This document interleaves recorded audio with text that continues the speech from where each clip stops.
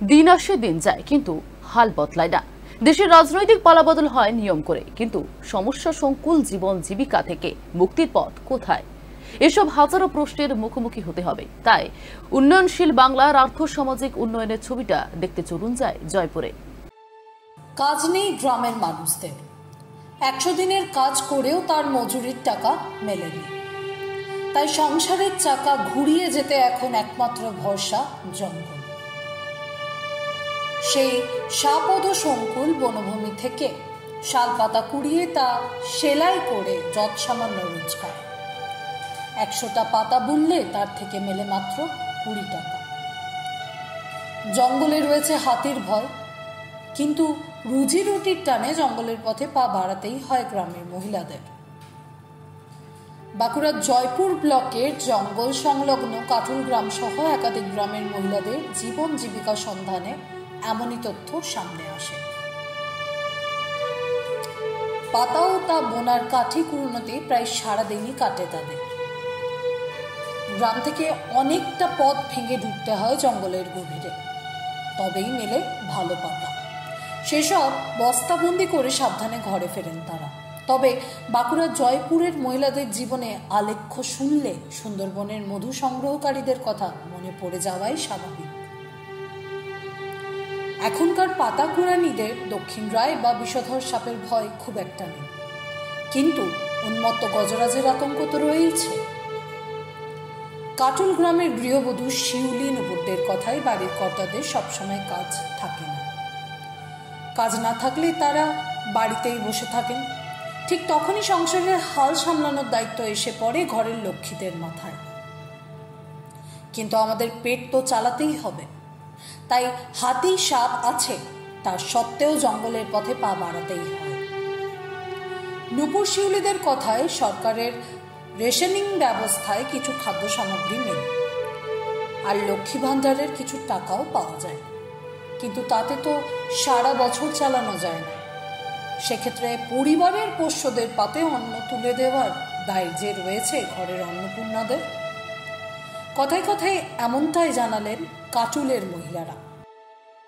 যে যেমন তুলতে পারে, যে যেমন গাঁথতে পারে, সেলাই করতে পারে, হচ্ছে যে তোমার 500 গাঁথতে পারে, 200 গাঁথতে পারে, 20 টাকা করে সব ঘরে এসে নিয়ে যায়। ওইটুকুনি রোজগার, আর কিছু রোজগার নাই। ওই সিজনে আলু ভাঙা আর পর আসে অনেক দূর দিকে যেতে হয় আলু কুড়ো, এখানে আর কিছু কাজ খাটালি না। এখানে কাজ খাটালি কিছু না। 100টি পাতা বুনলে কত টাকা দেয়? 20 টাকা। কিভাবে করেন পাতাগুলো? এই যে খাড়ি কুড়ি। সারাদিনে কত করেন মোটামুটি? ওই 100 টাকা হবে, মানে 100 টাকার মতন হয়। হ্যাঁ, 100 টাকায় কি আর দিনতে পেরেবে? হবে না। তবু কাজ নাই, ওই করা হয়। হাতি আছে, হাতির লেগে আবার যাওয়া যায়নি। এই তোমার পাতায় সেলাই করতে। কখন পাতা তুলেন আপনারা? যাই 10টার সময় যাই, 12টা 1টা তো তুলি, 2টো 3টের সময় ঘরকে এসি। যেদিন থেকে বিয়ে হয়েছে এখানে এসছি তিরবক মাটিতে, সেই দিন থেকেই পাতা সেলাই হচ্ছে। আমাদের কিছু রোজগার পাতি নাই। আগে কত পেতেন, এখন বেড়েছে? তার দূর আগে হচ্ছে 10-12 টাকা করে শো গেছে, 5 টাকা 3 টাকা শো, 3 টাকা শো পাতা গেছে। হ্যাঁ, কাঁচা পাতা তুলি, তারপরে লিয়েছি ঘরকে, লিয়েছে যে শুকো দিব, শুকোবে দিয়ে গুছবো, গুছিয়ে তাড়ি বেঁধে তারপরে গাঁথবো, মানে সেলাই করবো। নিম খাটি। হ্যাঁ, ওইটাও আমাদেরকে অনেক দূরে দূরে কুড়োতে যেতে হয়, গাড়ি ভাড়া দিয়ে আর দিয়ে কুড়োতে যেতে হয়। না, আমরা নিম খাটিতেই গাঁথি। আর হাতি আছে বনেতে, তাও আমাদেরকে যেতে হচ্ছে। কতটা ভয় লাগে? ভয় মানে হাতি থাকলে আবার 2-3 দিন এবারে বন্ধ করে দিয়ে ঘরে শুধুই বসে থাকতে হয়। যাওয়া যায়নি, বন ঢুকা যায়নি। হাতি থাকলে তো যেতে পারিনি। তখন ধরো পরেটার বান করে গেলে এবারে বলো তোমরা যাওনি, বন ঢুকে নেবে। তার সত্ত্বেও তো যে যায়, যে যেমন পারে যায়, যাদের সাহস আছে। এখন এই যে বেটা ছেলেরা পাতা তুলেন, বেটা ছেলেরাও সাইকেল নিয়ে চলে যায় দূরে দূরে, বন থেকে পাতা নিয়ে আসবে। এখানের বনে পাতা সারা হয়ে গেলে তাহলে এখানে আর কোথায় পাবো, দিয়ে আবার সে দূর দিকে যাবে, যে সাইকেলে করে পাতা নিয়ে আসবে। কতটা যেতে হয়? অনেকটা, সে ডাগাশাল যেতে হবে। কত কিলোমিটার যেতে হয়? 8-9 কিলোমিটার? হ্যাঁ, বেশি হবে, তবু কম লাগে। যে এরাডুম যেতে হয়েছে চাতাল, ওখানকে যেতে হয়, ওই ধার থেকে তুলে নিয়ে এসে আবার এখানে। বেটা ছেলে মেয়ে ছেলে সবাই যায় সাইকেলে, হেঁটে ফ্যাটফ্যাটি গাড়ি ভাড়া দিয়ে আবার তুলতে যায়। গাড়ি ভাড়া দিয়ে থাকার পয়সা থাকে? তো থাকবে, না থাকলেই বা কি করবে, এখন নিয়ে আসতে তো হবে। ওই পাতা তোলা ছাড়া আর কিছু কাজ নাই এখানে। সরকারও দিচ্ছে বলতে তো কন্ট্রোলের চালটি, আবার কি আর কিছু সেভাবে এখানে সেভাবে চারদিকে যেমন জল তো আছে, জল ওই যে মিনি করে দেয়, তা আবার এই যে খারাপ হয়ে গেছে আবার এখন। তবে এসবের প্রশ্নোত্তর পর্বে রাজ্যের সার্বিক উন্নয়নে মুখ্যমন্ত্রীর ভাবনা পরিকল্পনা লম্বা ফিরিস্তি তুলে ধরেন স্থানীয় পঞ্চায়েতের সমিতির সভাপতি। গ্রামীণ সার্বিক পরিকাঠামো উন্নয়নে বর্তমানে সরকারের সদিচ্ছার সাফাই দেন তিনি।